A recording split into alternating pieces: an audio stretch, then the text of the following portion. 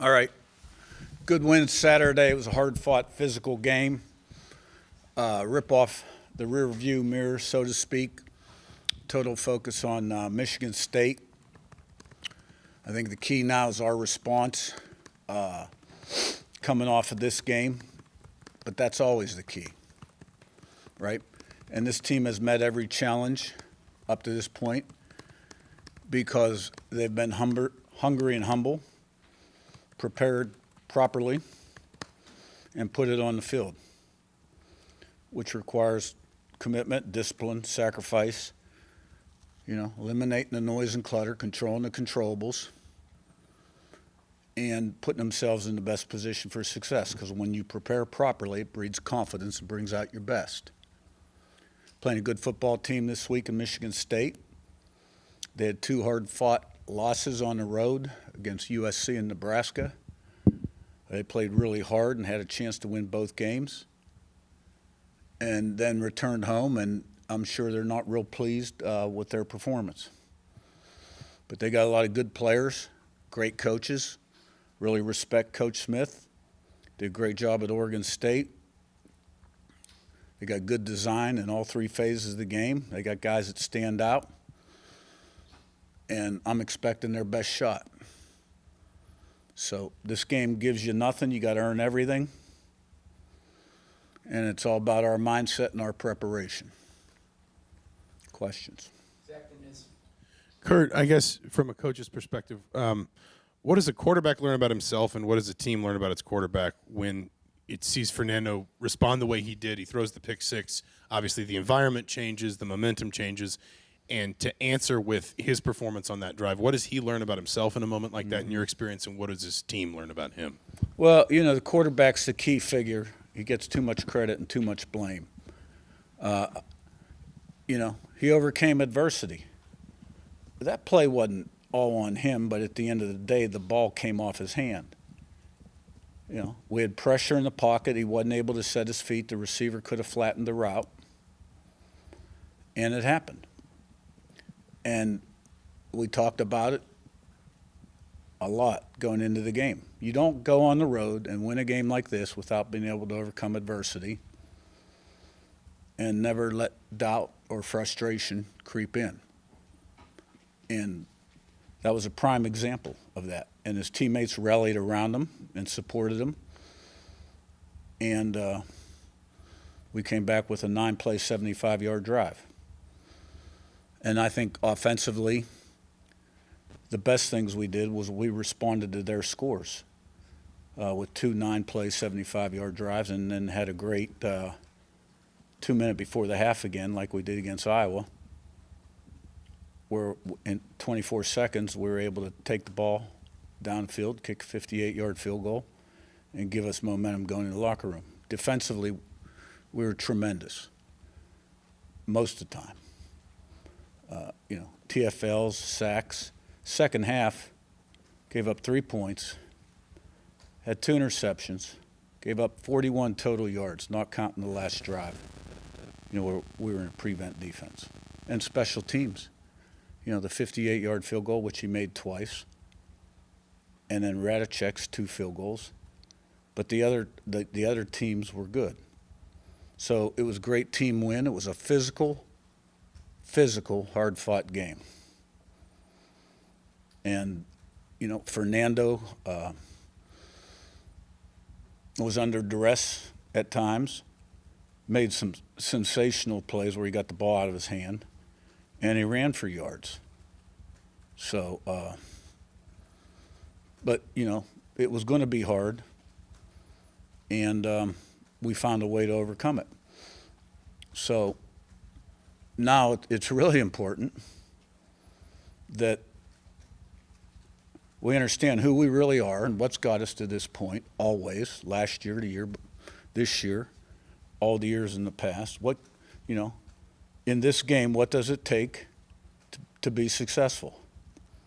You got to have commitment. You got to make sacrifices. You get out what you put in. You got to have discipline to do what you have to do when you have to do it and do it right. You got to have work ethic, attention to detail. You got to control the controllables. eliminate the noise and clutter, which you guys do a great job of providing a lot of that, and stay humble and hungry. This is a big-time opponent coming in here. Every team you face in the Big Ten, the margin for error is very slim. And we have to have a great day today, great meeting, great practice, and stacked days, and then put it on the field. You mentioned the tackles for losses and sacks, and Dan Lanning after the game said, your pressure in front seven kind of disrupted whatever game plan they had. You've talked a lot about Brian Haynes' scheme and how it's designed to do that. But is there anything unique about this talent group, this front seven that's sort of powered your success? A lot of new faces this year. I don't know, anything unique you've seen from this group that's kind of powered the success they've had? Well, I think it's all about people and plan, and then the things I just talked about, putting the work in. And we got good players up front. We got really good coaches that coach them, Pat Kuntz and Buda Williams. Of course, Brian oversees the defense, does a tremendous job. And, we've definitely made progress up front. There's no doubt about it. But we also understand we're in a production-oriented business, and what we did yesterday doesn't mean squat, because next week's news will be largely determined by what we do today, tomorrow, Wednesday, Thursday, Friday, and then obviously Saturday from 3:30 to 6 o'clock, from play 1 to 150. Yeah, Coach, wanted to ask about Isaiah Jones. Why is he playing so well, and his development? Is that an example of the kind of development that you want in your program and are seeing in your program? Yeah, I think everyone is just so proud of Isaiah Jones. He's a great teammate. He's a great leader. He represents everything that we talk about, what it takes to be the best you can be. He was on the team the year before I was hired, but when he showed up, I guess he had a back injury and required surgery, wasn't able to do very much. So he got out there in my first spring, and then fall, played quite a bit the first half of the season in our Joker package. And then Hardy started to play a little bit more. And I think it's just a case of a guy staying healthy. And, these are young guys. Their bodies change.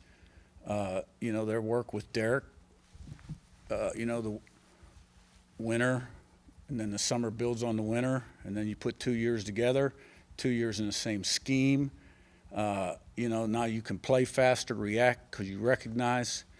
And he is really playing well. I am so happy for him. And he has been a huge playmaker for us. Pete, on your left of Matt. Yeah, Curt, can you talk a little bit about the production you're getting from Wyatt and Landino? They've among the defensive linemen who are playing really well.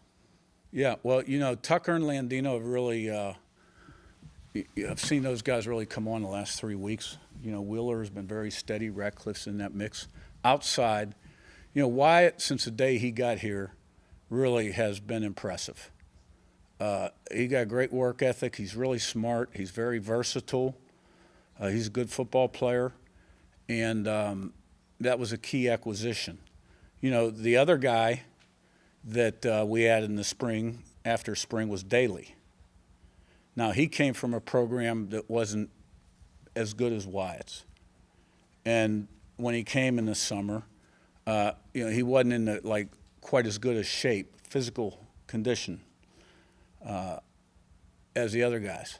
But he's a freak athlete. Remember him from when I was at JMU. He came to our high school camp. Guy ran sub-10, 800 meter. Senior year in high school, 230 pounds. And he is really about the middle camp on. And then, of course, you got Kamara out there. But Landino and Wyatt, we've always been very high on him.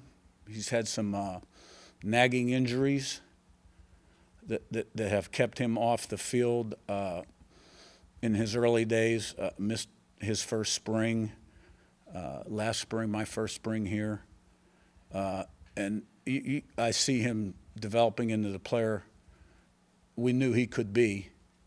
And, he's got an unlimited ceiling moving forward.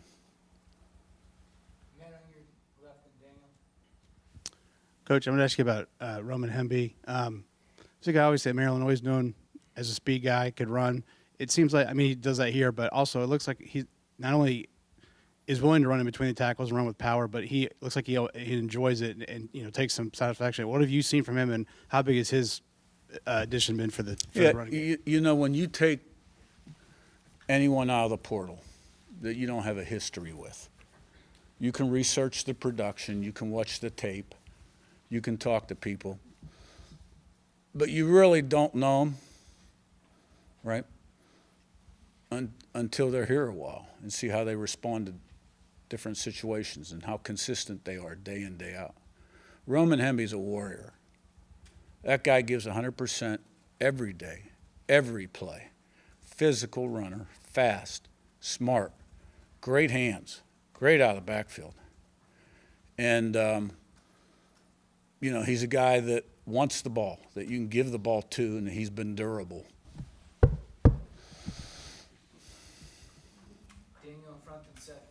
I want to say you said this team is humble and it's hungry. Where does that hunger and humility come from on y'all's team?